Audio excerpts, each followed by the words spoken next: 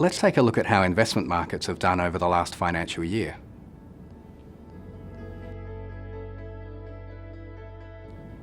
Last year was an odd one for share markets. Returns were strong. Australian shares returned 11.5%. International shares were up on average 6.6%. But actually most overseas share markets were softer. The US market, however, which performed very strongly, was an exception, pulling up the average. What's curious was that share prices rose both here and overseas, despite the deterioration in economic fundamentals. Average earnings growth in Australia over the last 12 months was positive, but low. And the market is expecting the next 12 months to be even weaker. So why are share prices high, even though the earnings outlook isn't great? Well, it's all to do with changing interest rates.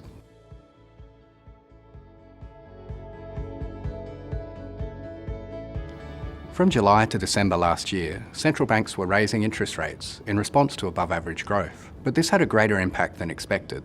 So, by Christmas, with share markets down 15 to 20% from their peak, central banks quickly reversed their policies and began easing rates.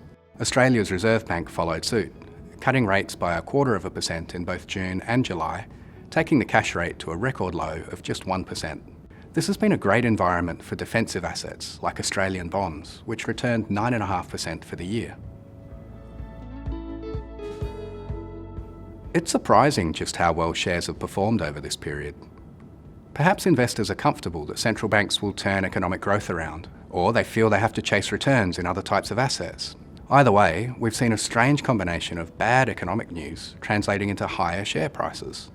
But there's a limit to bad news being seen as good news.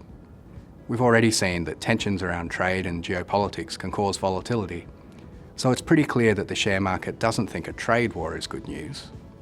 And if the market starts to worry about rising rates, or that central banks can't hold off a recession, then it could be bad news all round.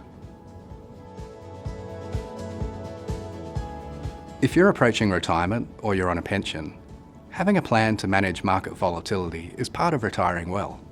Make sure you have a properly diversified portfolio and don't overreact to the bad news, good news roller coaster. That should help to keep you on track.